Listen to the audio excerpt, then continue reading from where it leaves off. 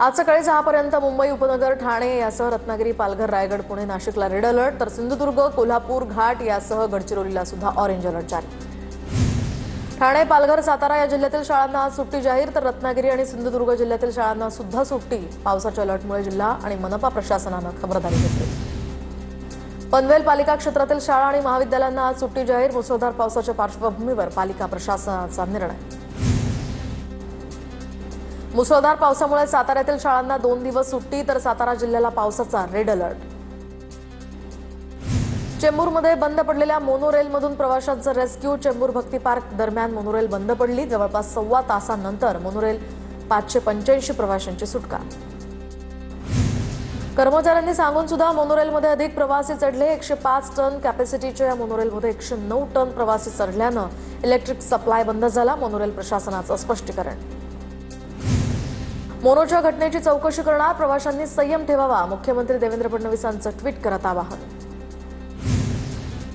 मुख्यमंत्री फडणवीसांकडून राज्यातील पावसाचा आढावा। जीवितहानी झाली त्या ठिकाणी जिल्हाधिकाऱ्यांना मदतीचे आदेश। मिठी नदीची पाणी पातळी कमी होते। एनडीआरएफ, एसडीआरएफला अलर्ट मोडवर ठेवलंय, फडणवीसांची माहिती। मुंबईमध्ये पावसामुळे नवनवीन ठिकाणी पाणी साचलंय। अदानींना बंदर वेगळं करण्याची गरज नाही। विमानतळावर पाणी साचल्यानंतर उद्धव ठाकरेंचा अदानींना टोला।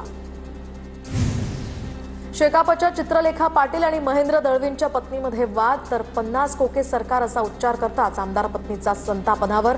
मतदारसंघातील पावसाचा आढावा घेत असताना जोरदार राडा। 2 दिवसात विक्रमी पाऊस, परिस्थिती नियंत्रणात। मंत्री गिरीश महाजन यांची प्रतिक्रिया, तर पावसाचा हाय अलर्ट 21 तारखेपर्यंत असल्याची माहिती। राज्यातील 12 मृत्यूंपैकी 9 जण नांदेडमधील असल्याचंही गिरीश महाजनांचं वक्तव्य। नांदेडच्या मुखेड तालुक्यामध्ये पूरस्थिती पाहणी करण्यासाठी आलेले आमदार तुषार राठोड यांच्या विरोधात हसनाळ गावातील नागरिकांमध्ये रोष। लेंडी प्रकल्पावरून पूरग्रस्त आक्रमक। बदलापूरमधील शनीनगर भागामध्ये मुसळधार पाऊस, तर शनीनगर भागातील नाल्यावरील छोटा पूल वाहून गेल्याची माहिती। नांदेडच्या मुखेड तालुक्यातील 7 गावांना पुराचा फटका। हसनाळ गावामध्ये अनेकांचे संसार उघड्यावर। एनडीआरएफसह आर्मीकडून बचाव कार्य। 5 नागरिक आणि 150 जनावरांचा मृत्यू, तर 6 जण अजूनही बेपत्ता।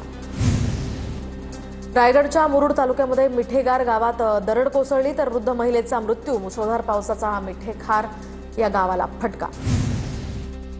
डोंबिवली एमआयडीसी परिसरामध्ये श्रीकांत शिंदेंच्या बंगल्यात पाणी शिरलं। सद्गुरू कृपा बंगल्यामध्ये पाणी शिरल्याचा व्हिडिओ व्हायरल। आमदार जितेंद्र आव्हाडांकडून मतदारसंघातील पूरस्थितीचा आढावा। मतदारसंघामध्ये जाऊन नागरिकांशी आव्हाडांनी संवाद साधलाय।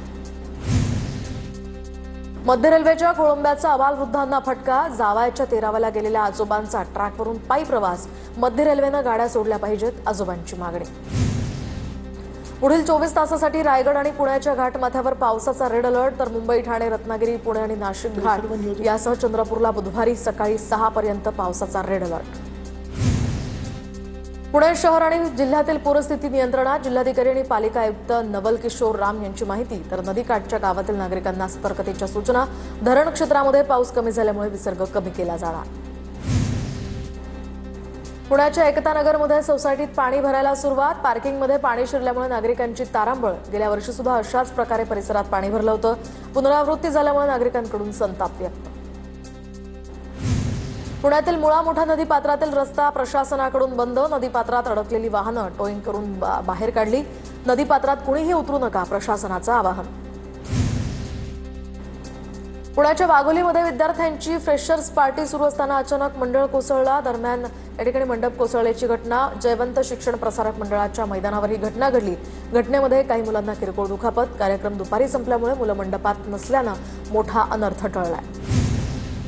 कोल्हापूरच्या शाहूवाडी तालुक्यातल्या कानसा खोऱ्या या ठिकाणी मोठ्या प्रमाणात पावसामुळे 16 गावांचा संपर्क तुटला।